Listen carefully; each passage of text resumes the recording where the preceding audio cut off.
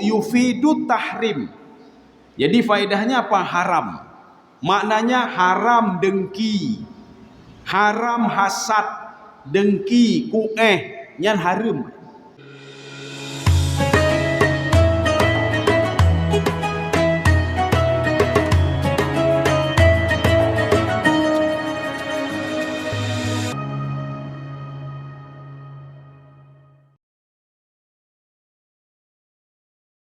Bismillahirrahmanirrahim. Assalamualaikum warahmatullahi wabarakatuh. Alhamdulillahi rabbil alamin. Wassalatu wassalamu ala asyrafil anbiya'i wal mursalin wa ala alihi wa ashabihi ajma'in. Raditu billahi rabba wa bil islami dina wa bi muhammadin nabiyya wa rasulah. Rabbi shrah li sadri wa yassir li amri wahlul 'uqdatam min lisani yafqahu qawli. Allahumma ja'al jam'ana hadha jam'an marhuma wa tafarruqana min ba'dihi tafarruqan ma'suma. Kaum muslimin dan muslimat sidang jamaah subuh yang dirahmati Allah. Kita sudah memasuki hadis al-khamis wa thalathun, hadis 35. Kalau kata Imam An-Nawawi, hadis ini adalah hadis haqqul muslim 'alal muslim. Jadi hak seorang muslim terhadap muslim yang lain. Di dalam hadis ini ada 9 larangan Rasulullah sallallahu alaihi wasallam terhadap seorang muslim. Berarti kalau dilanggar ke-9 ini, muslimnya itu perlu diragukan. Ya, nih. Jadi ada 9 larangan Rasulullah, nanti akan kita bagi 2. Jadi pembahasan pada subuh ini 5 larangan, kalau bisa sampai 5 larangan. Kemudian subuh selanjutnya 4 larangan. Karena nanti hadis ini dipisahkan dengan kalimat lain. Makanya kita bagi-bagi 5 dan 4. Jadi kalau semua itu tidak habis. Hadis ini dari Abi Hurairah radhiyallahu anhu. Qala Rasulullah sallallahu alaihi wasallam. Jadi hadis dari Abi Hurairah, Rasulullah sallallahu alaihi wasallam bersabda, ini larangan yang pertama. La tahasadu. Di dalam bahasa Arab itu ada kalimat, contoh kharaja. Kharaja itu keluar. Kharaja keluar. Takharaja saling keluar. Tapi nyo dah pegak saling keluar kan hana tu ada apa saling keluar? Itu enggak cocok kalimatnya. Qatala, taqatala, saling bunuh membunuh. Ya ni. Si fulan membunuh si fulan, ini membunuh si fulan. Makanya kalimat ini nanti kita jangan salah paham. Walaupun ini dari 2 sudut. La tahasadu. Jangan kalian saling dengki mendengki. Si A dengki si B atau si B dengki si A. Nanti Imam Nawawi membuat sebuah pernyataan. Bagaimana kalau si A dengki ke si B tidak dengki ke si A? Apakah masuk hadis ini? Apakah hadis ini masuk ke dalam kalimat saling?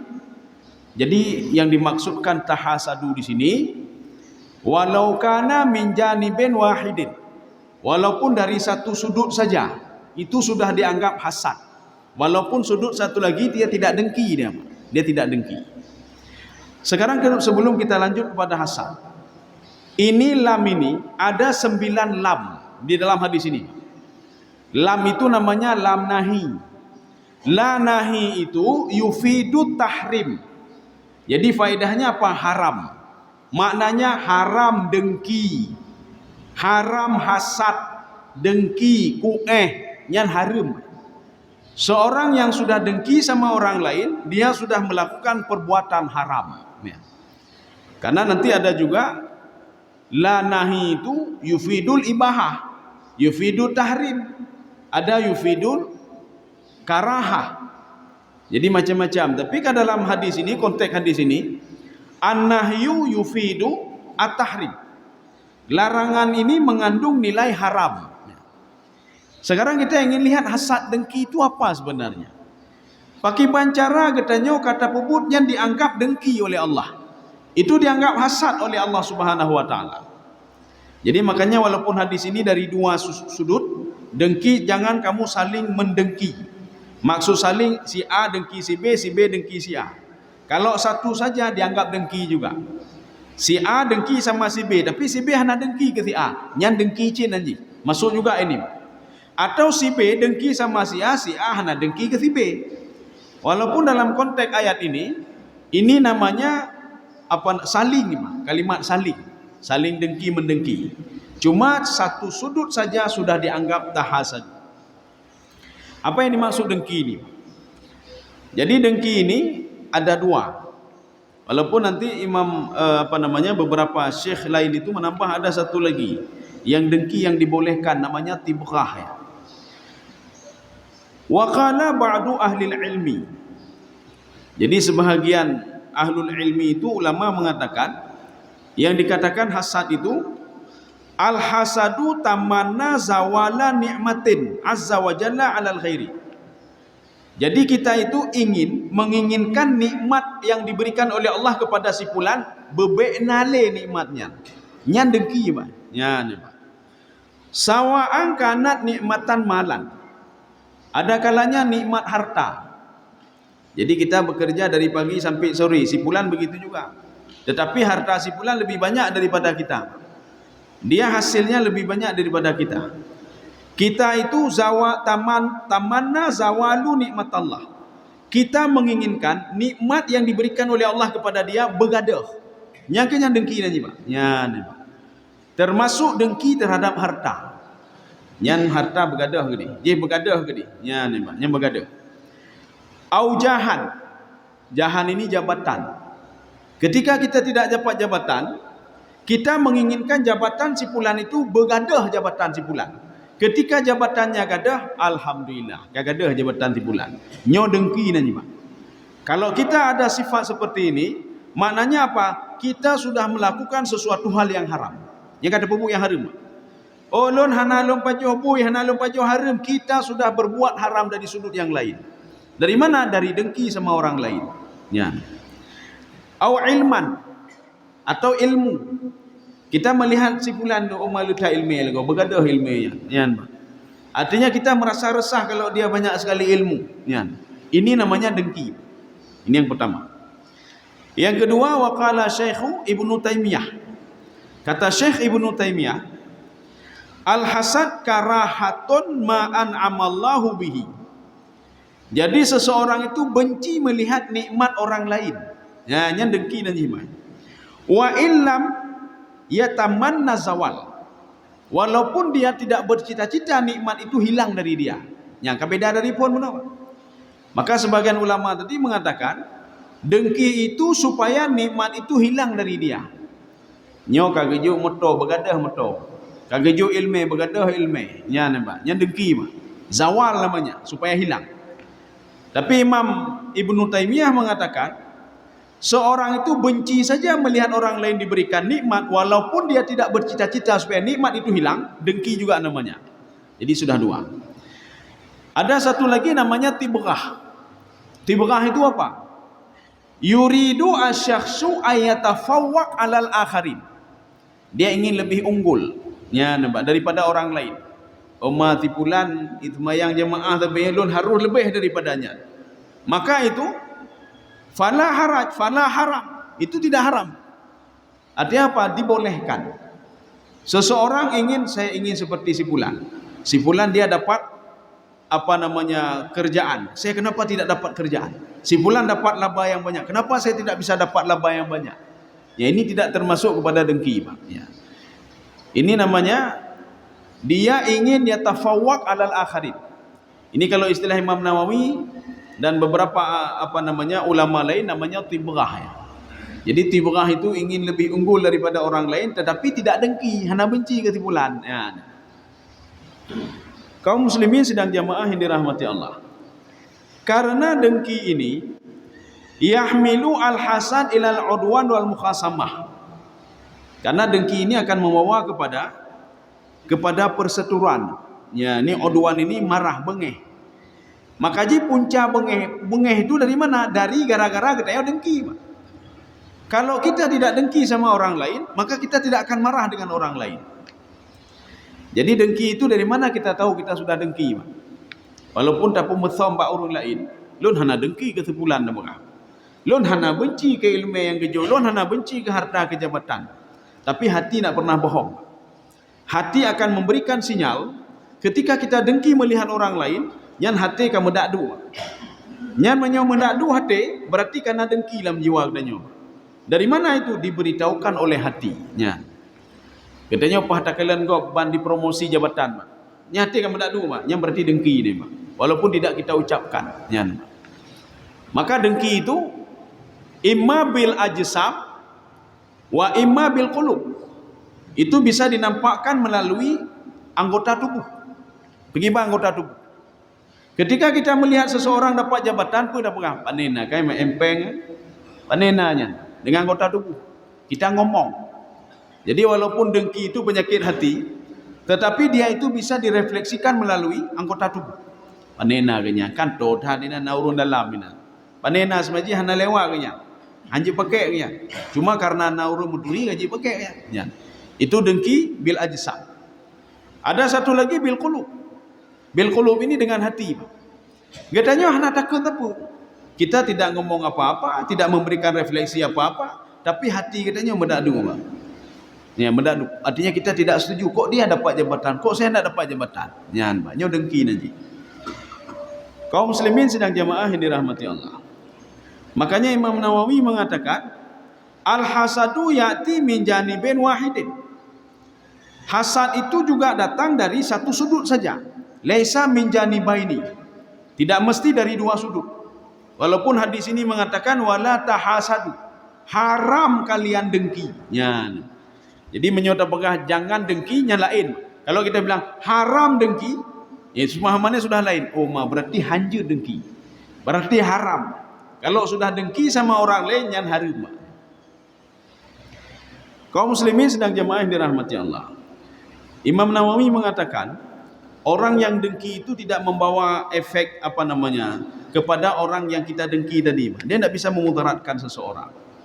Si A dengki sama si B. Si B tidak bisa dimudaratkan oleh siapapun kecuali dengan izin Allah Subhanahu wa taala. Allahumma la mani'a lima a'tait wa la muti lima mana' wa la yanfa'u dzal jaddi minkal jadd. Jadi ada seorang memberikan sesuatu kepada kita. Orang lain dengki. Pemberian Allah itu tidak bisa diambil kembali oleh siapapun juga kecuali dengan izin Allah Subhanahu wa taala. Dan seseorang tidak bisa memudaratkan orang lain kecuali dengan izin Allah Subhanahu wa taala. Walaupun ribuan jutaan orang dengki ke katanya Pak Tidra Pak. Katanya Tidra. Orang lain ribuan jutaan orang dengki kepada kita. Tapi Imam Nawawi mengatakan la yadurruhu syai'un. Bahkan mudaratnya kepada siapa? Mudarat kepada orang yang dengki itu sendiri mudarat. Apa mudaratnya? Walam ya'ish masruran, kata Imam Nawawi. Dia tidak pernah hidup tenang dia. Orang dengki ke kau, hantan tenang udik. Pah ke tebi luar, kamu keruk muka alam. Ke tebi luar, kamu tak ada hati. Bahkan meninggal gara-gara dengki ke kau. Ya, tetangga belah TV. TV kurang ubah rumput ke belah. Ke tebi luar, kerana TV baru. Aji pun ke belah cik TV lebih lom daripadanya, lebih raya lom. Tinggal rupa ji tetangga ji, mah nama ngat TV ubah. Dia gantung TV raya lom lah. Gantung TV raya. Gantung lom. Kadengki kan, kamu tak ada hati. Mah kamu lebih hilun kamu. Nyampai yang belum lebih raya lom, belum raya lom. Aji tetangga apa sangka ramai ni bencunnya. Payah belum TV bebintih mo, bebintih. Getebi luar ke kalian TV bebintih pangsan kan, Pak. Makanya orang dengki sama orang lain hanya manfaat ni, Pak. Yang napa mudarat ke draw mudarat. Getanya bantah tebi dak kalian enggak na jabatan. Kalian jabatan enggak. Malut harta, tapi makruh muka. Jadi makanya dengki ini tidak ada hana faedah tepu. Hana faedah sepu. Kecuali apa? Lam ya'ish masruran.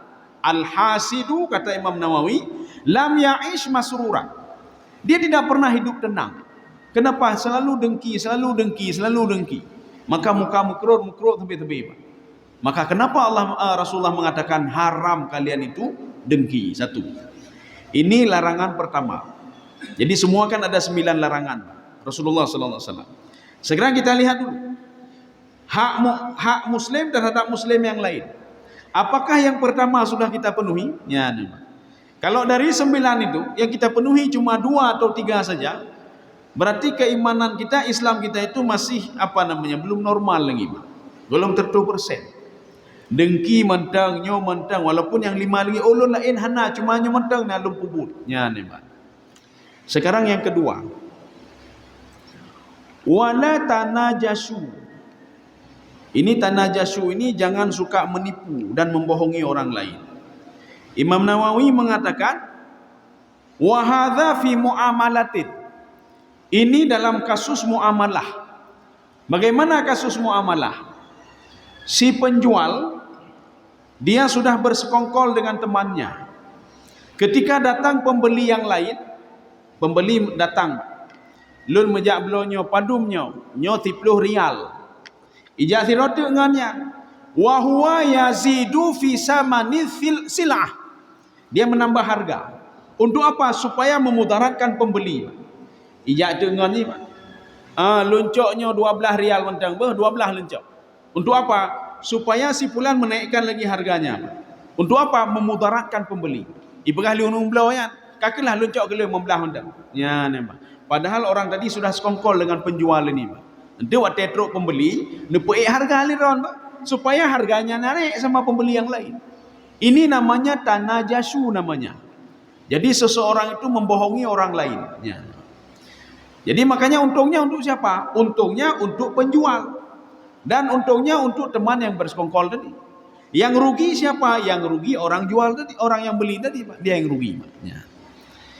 Kaum muslimin sedang jemaah yang dirahmati Allah. Ya, sekarang kita lihat contohnya. Apa kata Imam Nawawi? Ayyazida fi sil'ah wa huwa la yuridu syira'aha.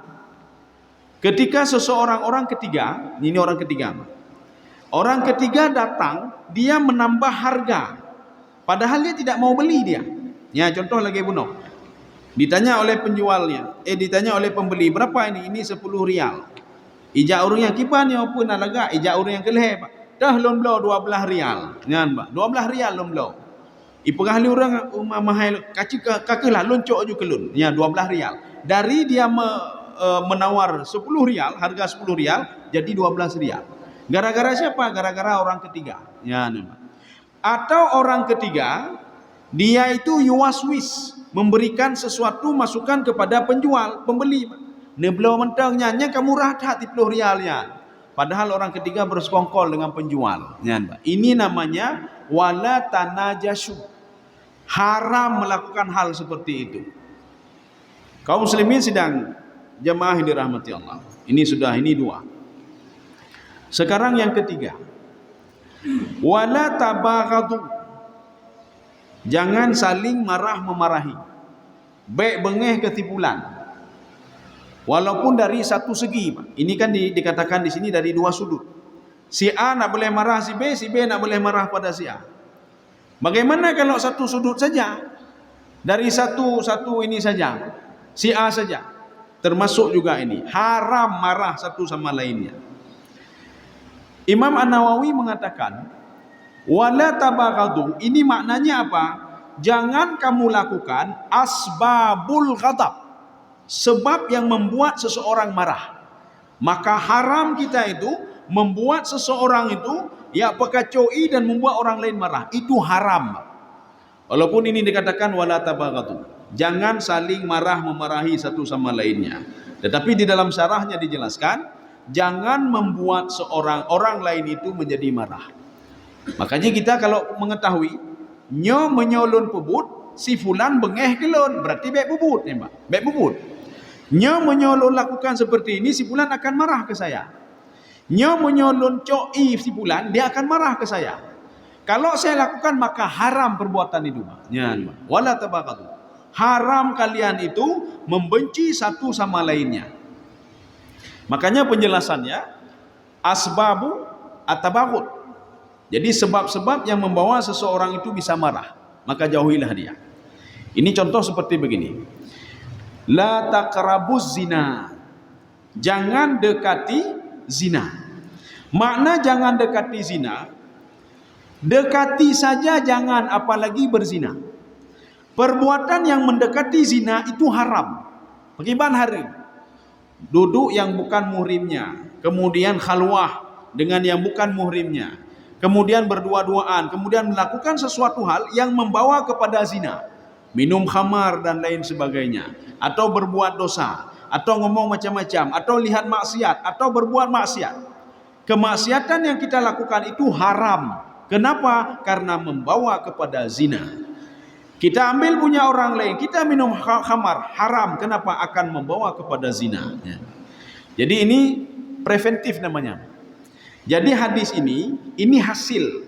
Tetapi di dalam syarahnya, itu Imam An-Nawawi menawarkan, menganjurkan, menyuruh untuk preventif. Di dalam Islam begitu juga. Zina itu haram. Bahkan zina itu Allah katakan dalam Al-Quran fahisyah. Kalimat fahisyah yang artinya perbuatan paling buruk. Perbuatan paling buruk. Bahkan Allah katakan balhum adal. Mereka lebih sesat. Bahkan lebih sesat dari binatang. Ya, menyewa binatang homlah aja. Bahkan di dalam hukum KUHP ya, ini kan lebih parah lagi. Lebih parah begini. Kita tidak bisa ini protes sebenarnya karena dari hukum dari ini. Kalau suka sama suka, itu tidak bisa dituntut. Ya, Pak. Suka sama suka. Dalam Islam, hanya itulah suka sama suka. Dia sudah berzina.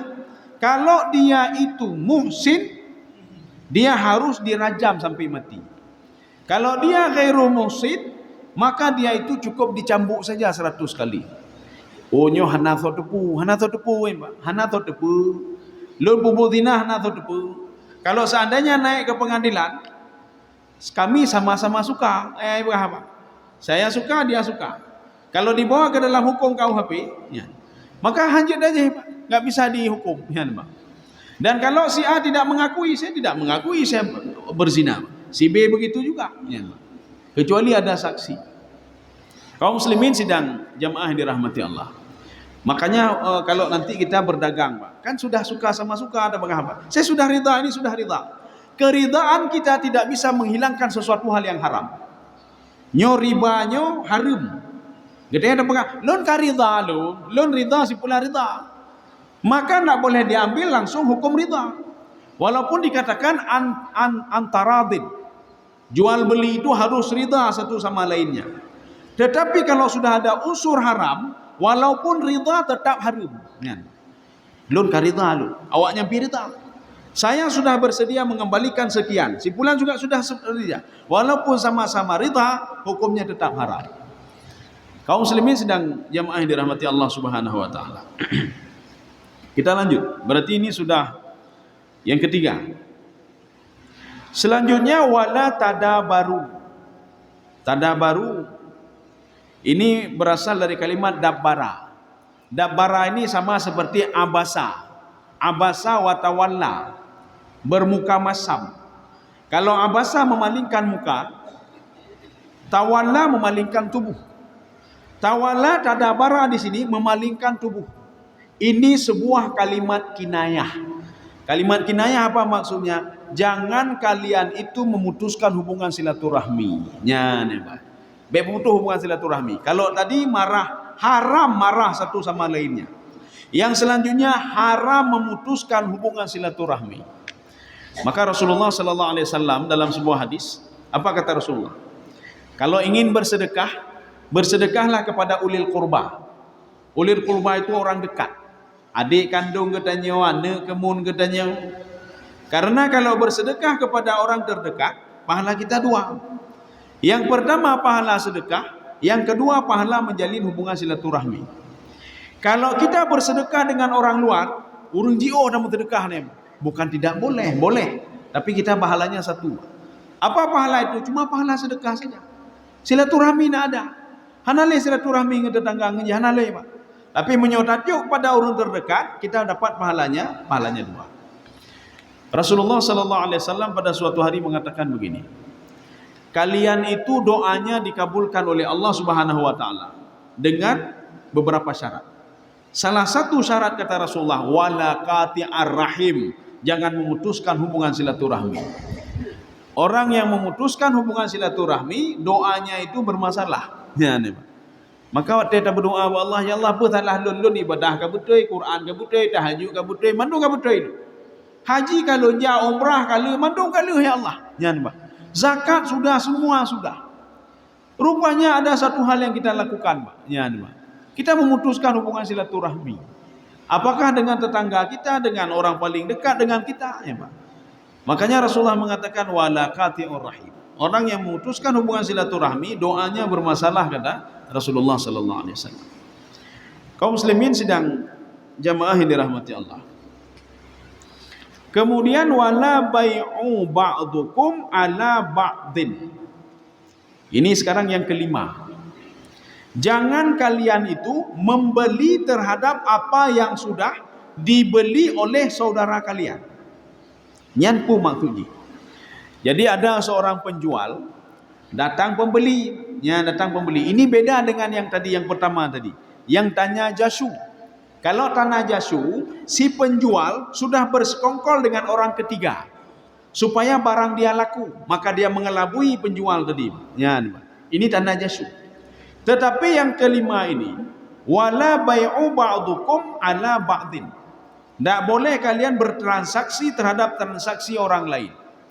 Contoh, kita akan membeli sesuatu nyo padum yung teribe mak. Oh peje kurang, je laki kurang. Peje kurang, si kurang je. Si kurang dah berapa mak? Kurang je. Ijak orang lain dah 10 kalau. Penjual karena dia tahu ni mak 10 kalau balam 1 rial lah mak. Akhirnya kejut kenyam. Kakilah kedon mentang. Itu haram. Tidak boleh kita itu. Makanya nanti diberikan batasan di dalam fikih. Selama dalam masa khiyar. Khiyar itu begini, masih apa namanya? Nyopadum 20 ribu. 15 ribu aja. Itu kan masih apa namanya? Itu khiyar namanya. Jadi ada ketika dalam hal itu tiba-tiba datang orang lain, itu haram. Kita langsung datang ke situ diminta membelah, dah kelon mentang 16.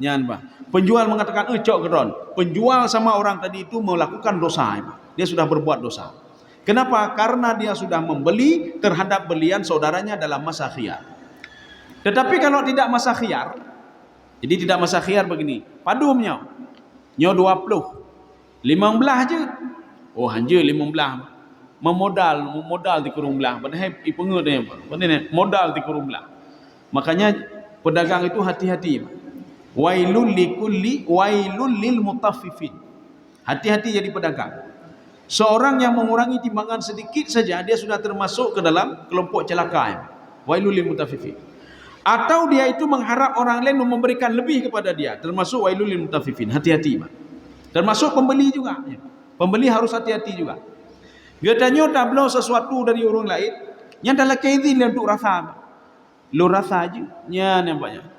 Nyo belum bolang 1 kilo, rasa 2 kilo, Pak. Sang mangat mangkat baju hujung, Pak. Harum Pak lagi. Jadi minta izin dulu, lo rasa aja, Pak. Kalau seandainya kita rasa dalam hati orang Pak Nena kan, hanjut lagi kan. Dia enggak mau dia Pak. Hai lu rasa-rasa. Nyoblo hana blo Pak. Berarti yang kita makan tadi haram Pak. Apalagi kita begini biasanya Pak. Nyatanya biasanya bina. Sudah ditimbang 1 kilo. Ini termasuk wailul lil mutaffifin. Ditimbang 1 kilo, pah 1 kilo Pak. Alah cok bacuk tu dapat so kedro je Pak. Nyan haramnya. Kecuali dengan izin penjual. Jadi makanya kalau seandainya jual beli tidak masa khiyar, khiyar itu pilihan. Padumnya, nyo 20 rial lah berapa? 15 rial je. Hanjut, lon modal di kurung belah apa? Oh kakak hana lon belole. Taweh dia apa? Itu khiyarnya sudah hilang. Kemudian datang si C, dah lon belo. Padu menoi gila kayaknya 15, dah ke lon 16. Ya Pak. Dah ke lon 16. Itu nak masalah. Itu belum masa khiyar. Tetapi khiyar itu bisa saja zaman. Zaman itu waktu. Berapa harga kursi ini? Harganya 5 juta. Lom pikir-pikir lagi. Singoh ngelunjuk jawaban je. Ya nampak. Menyopah dia lom cok. Nyohan apa hana luncok. Ini namanya khiyar. Khiyar zaman. Kita itu terkait dengan waktu. Tiba-tiba truk dia tinyan. Nyanyan tak boleh. Sisi datang. Padu lelaki. Hanai lelaki lo punya 5 juta. Dah luncok 5 juta gelun. Tidak boleh menjual kepada orang itu. Kita masih ada perjanjian dengan pembeli tadi. Atau paling enggak kita telpon dulu. Ainyo karena orang lelaki 5 juta. Nya nama. Pelum pelah ju atau drone press singoh pun dicok cik. Menyonyecok 5 juta haju ni mak. Nya nama. Nyo ki banjara. Ya, jadi harus kasih tahu dulu. Ini namanya khiyar. Ketika masa khiyar tidak boleh seorang lain masuk. Maka harus dia bertanya dulu. Nyo kursinya kanayang belum. Golom nai berapa? Cuma agaknya kebalik lom tengok. Hanya hajut teman-teman ada kau lepas. Tunggu sampai besok. Makanya kata Imam An-Nawawi, ketika tidak khiyar fala haraj. Maka seseorang itu tidak berdosa. Jadi hana bupu. Ya. Makanya katanya galak dah pinandi. Padu mi bohiu. Padu ilake lagi 15, dah kelon 16. Dah kelon 17. Itu dosa. Itu masa khiyar. Artinya dia mau tunggu dulu, saya mau pikir-pikir dulu. Pejut loncok 20 atau untuk lebih kurang baca tengok apa jawabannya tengok. Ya, ni. Jadi dalam masa-masa khiyar itu tak boleh kita memutuskan harga untuk orang lain. Kaum muslimin sedang jamaah yang dirahmati Allah. Kemudian Rasulullah SAW mengatakan wa kunu, ini sudah yang kelima. Yang kelima ini ditutup dengan bukan larangan tetapi suruhan. Maka larangan selanjutnya nanti 4 lagi, insyaallah pertemuan selanjutnya. Maka suruhan Rasulullah, anjuran Rasulullah, ya. Wa kunu ibadallahi ikhwana. Jadilah kalian itu saling bersaudara satu sama lainnya. Katanya saudara, katanya. Bahkan saudara, katanya ada ibadah sama-sama, katanya ada pupuk sama-sama, ada dalam surga sama-sama. Yang menolong kita nanti untuk masuk ke dalam surga termasuk orang-orang al-mu'minun, kata Rasulullah. Makanya kalau kita tidak dapat syafaat dari simpulan, kumpulan komunitas orang beriman itu bisa menolong orang-orang yang lain. Maka Rasulullah mengatakan, asy-syafa'atu khamsun. Syafaat itu datang dari 5. Yang pertama al-malaikah, daripada malaikat. Karena ini ada tamarbutah malaikah, berarti bukan satu malaikat. Malaikat, banyak malaikat. Malaikat bisa memberikan syafaat dengan izin Allah. Yang kedua, an-nabiyun, para nabi-nabi bisa memberikan syafaat, kata Rasulullah sallallahu alaihi wasallam, dengan izin Allah. Yang ketiga, asy-syuhada, orang yang mati syahid itu dia bisa memberikan syafaat kepada orang lain. Dalam tanda kutip, mati syahid, apakah dia dapat pahala syahid atau dapat pahala mati syahid? Yang beda. Seorang dapat pahala mati syahid, dia berjihad di jalan Allah Subhanahu wa taala. Tiba-tiba dia meninggal dunia. Dia meninggal dalam keadaan syahid.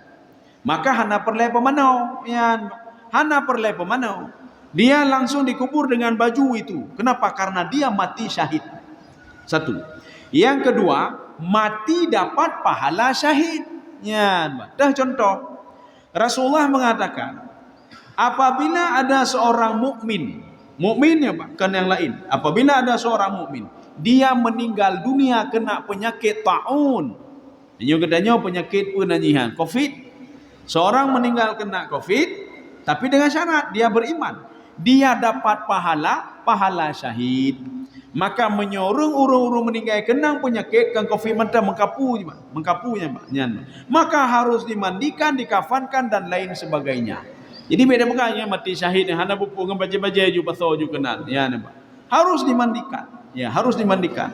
Harus prosesi pemandian itu harus ada dan harus ada pengafanan. Kenapa? Karena dia dapat pahala mati syahid. Sebahagian ulama hadis mengatakan yang dimaksudkan hadis Rasulullah tadi para syuhada itu bisa 2 hal. Ini termasuk dalam tafsir Sawi. Yang pertama, apakah dia mati syahid? Orang yang ikut syahid bersama Rasulullah dia mati syahid, termasuk syuhada Uhud, syuhada Badar, dia bisa memberikan pertolongan. Atau yang kedua, seorang yang meninggal, dia itu kena penyakit, orang beriman, dia bisa memberikan syafaat kepada orang lain. Salah satunya taun dari. Kemudian selanjutnya kedabrak, orang mepok, tapi orang beriman. Orang beriman yang mepok dia meninggal dapat pahala syahid. Tapi habisnya untuk tapi 2 yupo draw. Itu bukan mati syahid aja, nya mati konyol aja, ya. Artinya tetebi ulua yupa bagau henpa lembah mati syahid gini, nya ke mati syahid, ya. Jadi makanya mereka bisa memberikan syafaat kepada orang lain. Asyuhada. Kemudian selanjutnya as-salihun, orang-orang saleh. Yang dimaksud orang saleh di sini kita tidak usah jauh-jauh, anak kandung dra katanya yang saleh-salehnya nampak. Kemudian yang kelima, al-mu'minun, orang-orang mukmin. Maka berbaik-baiklah bersama mereka. Maka berbaik-baik bagaimana? Jangan hasad, jangan dengkinya, Pak. Nya menyo dengki katanya. Walaupun hadis ini dhaif. Al-hasadu apa namanya? Al-hasadu ta'kulu ya'kulul hasanat. Jadi kalau kita dengki sama orang lain, dengki kita itu memakan kebaikan-kebaikan yang ada dalam diri kita. Makanya kebaikan hanale kebaikan. Bahkan dengki sampai ke kau. Sampai ke kau. Hanya kalau kau senang sampai apa? Mengkerol muka sampai apa? Yang mutaran katanya tak pi hanya. Waktu tanya liau ini apakah hanya nak dah. Tetangga kami temui jabatan baru loh nam temui tepu. Dengun hanya yang gara-gara tetangga. Datanya yang bang apakah hanya dengar? Iblo TV baru, iblo motor baru. Katanya hai dah belau Pak. Kadang kilo Pak. Kah hanya dengar kamu taran lo. Tengok dah bang najakkan tu, hai lunjakkan tu. Lu hati mentang mendak duit dengan tanggai. Katu tah dah kaya. Yang gara-gara dengki Pak. Inilah dengki itu al-hasadu yaqulu al-hasanat. Kama ta'kulun naru al-khatab. Kama ta'kulun naru al-hatab. Jadi dengki itu memakan kebaikan. Sebagaimana api memakan kayu. Jadi kain api baju-baju haju dia ada debu. Baju-baju haju. Kita tidak tahu dengan dengki kita tadi kebaikan kita habis dimakan. Walaupun hadis ini dhaif ya. Tapi hadis dhaif itu bisa untuk litarghib al-amal, untuk motivasi ibadah tidak masalah. Tapi untuk hujah tidak boleh. Ya, untuk hujah tidak boleh. Tetapi walaupun untuk hujah tidak boleh, dengki memang diharamkan dan tidak boleh. Maka Rasulullah mengatakan wa kunu ibadallahi ikhwana. Jadilah seorang hamba Allah yang bersaudara. Maka kalau tidak bersaudara bukan hamba Allah. Ini kalau kita mafhum muwafaqahnya begitu. Ya. Jadi mafhumnya kalau tidak bersaudara berarti bukan orang beriman, bukan hamba Allah namanya. Maka yang dikatakan hamba Allah, dia pandai berinteraksi dengan Allah dengan ibadahnya, dan dia pandai berinteraksi dengan masyarakat dengan sedekahnya, dengan muamalahnya dan lain sebagainya. Saya rasa cukup sekian ya. Insyaallah pertemuan selanjutnya kita lanjutkan 4 larangan lagi Pak. Ini sudah ada 5, 4 larangan lagi. 5 larangan itu ditutupi dengan suruhan Rasulullah untuk terus menjadi seorang hamba Allah yang menjadi seorang hamba Allah ikhwanan yang bersaudara satu sama lainnya. Bersaudara bagaimana? Jagalah 5 hal ini dan jangan terjadi 5 hal ini. Ya nih Pak. Insyaallah kita lanjutkan pertemuan selanjutnya yang akan datang. Mudah-mudahan ada manfaatnya bagi saya sendiri dan jemaah sekalian. Subhanakallah bihamdika asyhadu an la ilaha illa anta astaghfiruka wa atubu ilaik. Assalamualaikum warahmatullahi wabarakatuh.